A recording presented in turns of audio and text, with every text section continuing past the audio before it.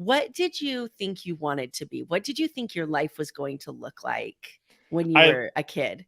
Yeah, I love that question. I'm going to cheat a little bit if I can. I'll go back to middle school. Is that okay to go to middle That's school? awesome. Of All course. right. So I'll go to middle school. I'd love to tell everyone a really quick story about when I kind of realized the path that I wanted to head on. So you listening right now, you're going to be a friend of mine. You're an invisible partner in this story, and you're just kind of there. I can't really interact with you, but we're hanging out. So we're in Mrs. Dentisi's sixth grade classroom.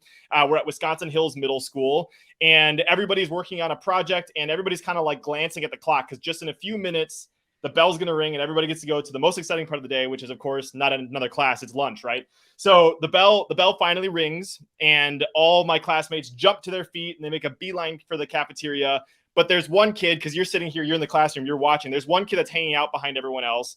He's not excited to go to lunch, and he's packing his bag really slowly. And if you haven't guessed, that kid was me. If you're watching on the live stream, I have a picture that I'll show you. I got Oh, I'm so little. excited. Oh I my got a little Bugs Bunny gap in my front teeth. Some early attempts at a cool hairdo and all that kind of stuff. And I obviously, I just want to say, like, obviously, you may be wondering, why would any sixth grader not want to go to lunch? And the reason why is because I would go through the lunch checkout line. I would have my plastic tray, like with any nutritious meal for the day, and my heart would start beating faster and faster as I approached that checkout line. So my friend Matt would go through. He always had 2 desserts, so the total would say like $5. And then Kate would go through and she'd get her salad and it'd say $6 or whatever. And then I'd type in my student ID. I'll never forget it, 156403. And then it would pop up on the screen, Brandon Fong, free lunch, $0.00.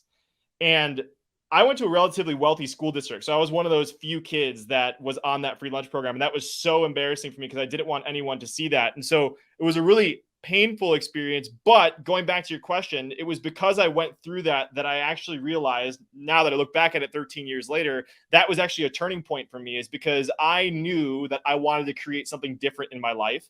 And I knew that I wanted to do something different for my family. And by the way, I had the world's most incredible parents, just sometimes didn't have the financial resources growing up. But it was because of that I wanted to make a change and become an entrepreneur. So believe it or not, I've kind of had that path ingrained in me since age 12. It's been a long journey since then, but still working and still growing on my journey. But that is kind of how I realized it. And I guess I'm still in alignment with that today.